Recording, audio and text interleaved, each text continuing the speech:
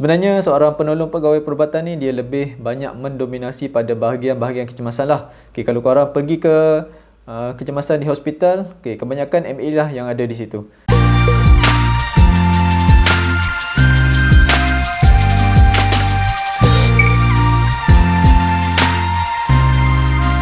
Hai, Assalamualaikum, salam sejahtera, saya Faiz, welcome back to my channel. Okay, pada video kali ini saya nak bercerita sikit lah kepada korang mengenai kejayaan bagi seorang penolong pegawai perubatan, atau saya ringkaskan di sini sebagai MA, Medical Assistant.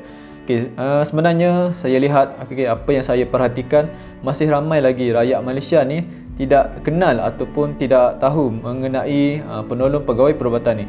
Kenapa saya berani katakan begini? Sebab jika kita lihat pada bacaan teks mengenai COVID ataupun gambar seorang frontliner, MA ni memang tak ada langsung lah. Yang ada mungkin doktor, nurse, askar, polis, JPAM dan sebagainya. Tapi MA ni apa yang saya lihat tak ada langsung ataupun tak disebut langsung dalam teks. Tapi bukan itulah yang kami mengharapkan. Tapi cukuplah kami dapat memberi khidmat yang terbaik kepada masyarakat. Dan jika nak diikutkan, MA ni adalah antara yang paling berisiko sekali untuk mendapat penyakit COVID ni. Sebab jika korang lihat yang mengambil sampel melalui hidung ataupun tekak di klinik ataupun di mana-mana hospital, kebanyakan yang mengambil sampel tu adalah MA ataupun nurse. Walaupun kejayaan kami ni tak selalu sebut oleh masyarakat, tapi cukup sekadarlah untuk korang menghargai ataupun berterima kasih setiap kami merawat korang. Di sini saya nak cerita sedikitlah bagaimana saya boleh menceburi dalam bidang MA ni. Sebenarnya pada tahun 2013 masa saya sedang menyambung pelajaran dalam peringkat jazah, saya telah mendapat satu email ni di mana saya telah ditawarkan untuk ditemudugalah sebagai seorang penolong pegawai perubatan. Jadi pada masa itu sebenarnya saya tak ambil pot sangat, tapi disebabkan atas nasihat keluarga, saya pun pergilah temuduga. Pada masa itu temuduga di Makmal Kesihatan Kota Baru, di Kota Baru, Kelantan. Dan lepas 2 bulan lepas tu saya telah menerima satu lagi email menyatakan bahawa saya telah pun berjayalah untuk masuk ke dalam bidang MA ni. Dan kolej tempat saya sambung belajar sebagai seorang penolong pegawai perubatan ni adalah di Kolej Serban pada Julai 2013. Sekarang ni saya akan masuk skop kerja sebagai seorang penolong pegawai perubatan. Sebenarnya nak diikutkan kerja seorang penolong pegawai perubatan ni memang luas lah. Sebab dia terbahagi kepada mengikut tempat lah. Ada di klinik, ada di bahagian kecemasan, ada di bahagian dewan bedah dan sebagainya. Dan setiap tempat ni dia skop kerja ni tak sama. Tapi saya beritahu secara general sajalah. Jika kita lihat penolong pegawai perubatan, nama pun penolong pegawai perubatan, maksudnya di sini kerja MA ini adalah untuk membantu doktor ataupun untuk meringankan kerja-kerja doktor.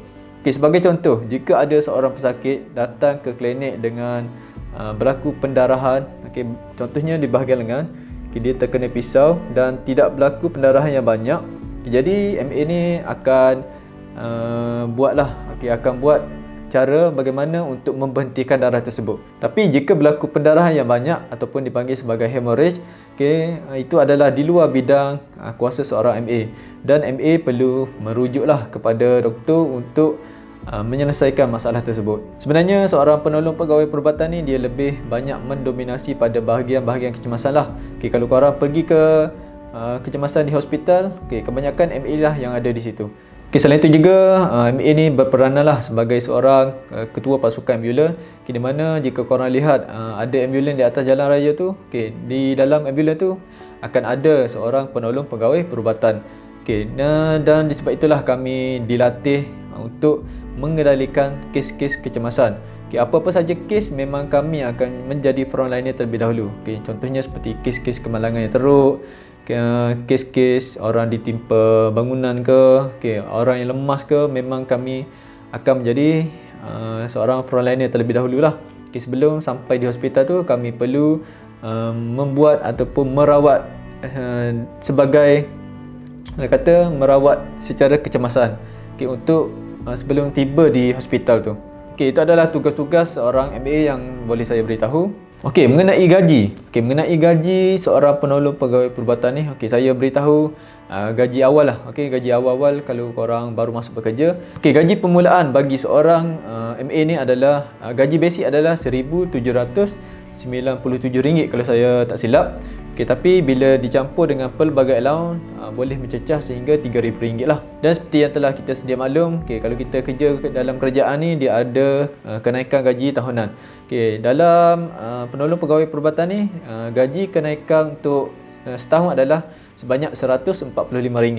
Grade untuk permulaan bagi seorang penolong pegawai perubatan ni, dia bermula dengan grade 29, grade 32, grade 36 dan yang teratas sekali adalah grade 41. Dan syarat untuk korang menceburi bidang MBA ni, syaratnya cukup mudah saja. Korang perlu kredit semua dalam SPM korang tu. Korang jangan ada satu pun yang fail.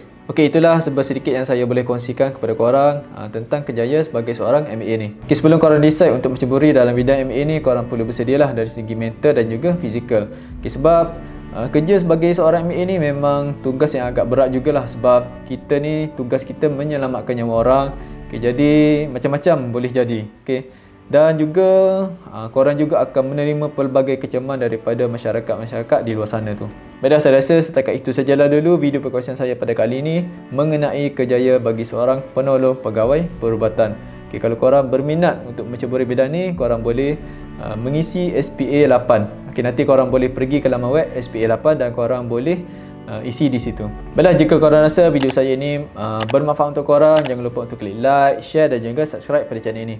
Semoga kita dapat berjumpa pada video yang seterusnya. Assalamualaikum.